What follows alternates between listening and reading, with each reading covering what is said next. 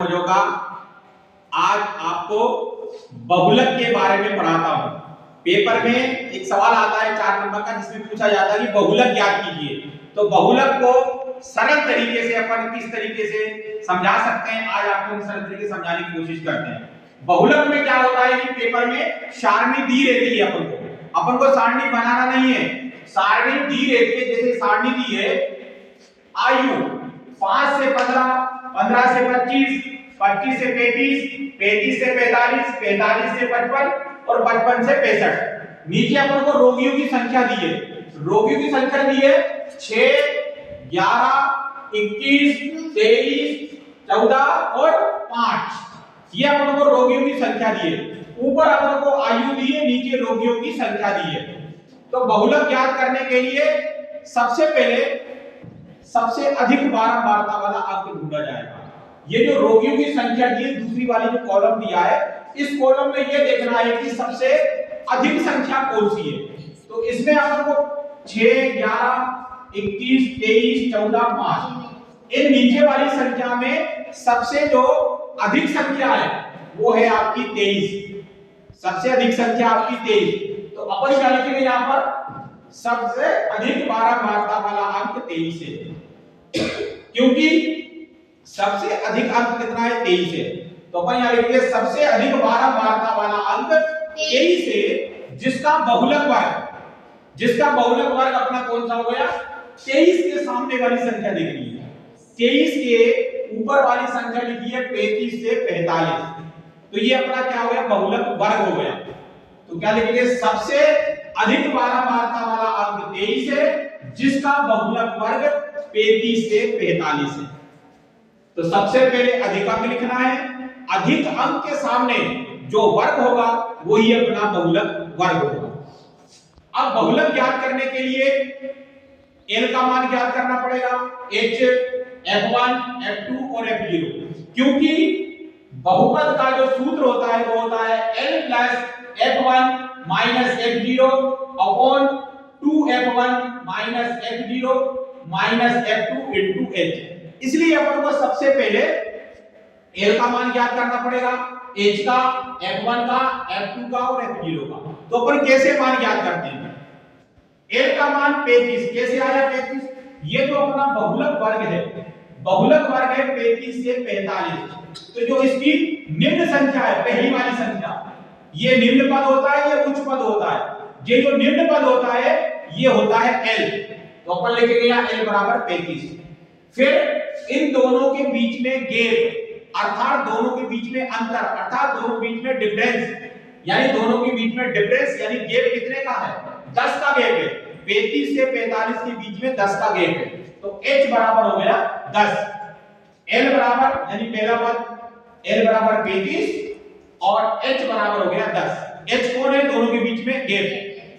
अब F1 23 कहां से आया, ये जो अपना अधिकतम बारंबारता वाला अंक है ये अपना कहलाएगा F1 और F2 क्या कहलाएगा, बारंबारता वाला अंक 23 है, 23 के बाद वाली संख्या F2 और 23 से पहले वाली संख्या F0। ठीक है।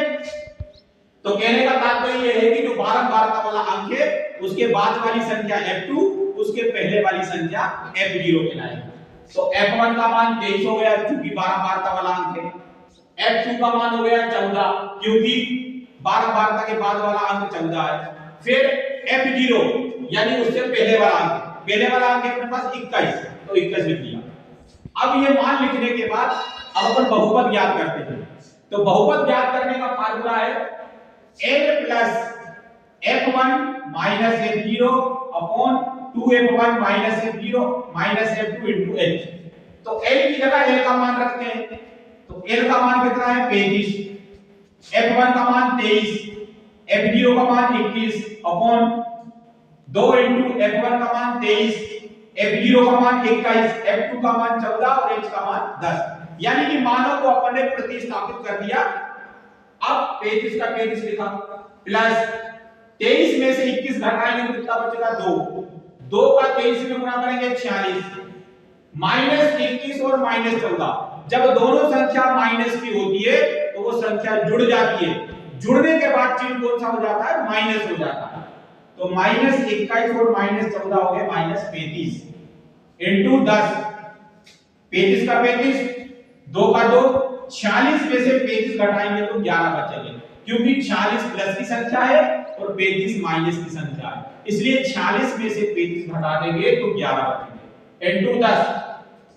अब ये इनटू में 10 है तो 10 का गुणा 2 में कर देंगे, कोष्टक हट जाएगा, तो 2 को गुणा 10 में करा कितने हो गए 20 बटे में हो गए 11।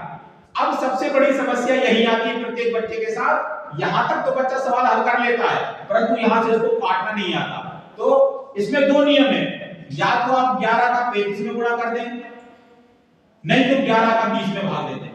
तो सरल विधि यह है कि आप 11 का 20 में भाग देते हैं, तो 35 के 35 लिखेंगे, 11 का 20 में भाग देते हैं, तो 11 का पाढ़ा पढ़िए कि 20 आ जाए, तो 11 एकम 11, 11 का पाढ़ा पड़ा 11 एकम 11, यहां पर कितने बच रहे 9 बच रहे हैं, तो 9 में फिर 11 का भाग नहीं जाएगा, तो अपन क्या लगा देंगे दशमलव।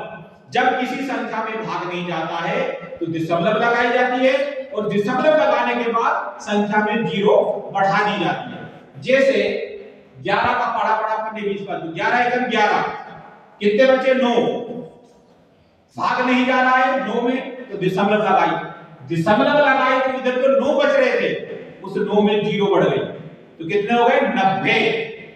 तो 11 का पाढ़ा पढ़िए कि 90 आ जाए, तो 11 अट्ठे 88, तो 11 अट्ठे 88 आ गया, तो 11 एकम 11 बचे 9 बढ़ गई 0, 11 अट्ठे 88।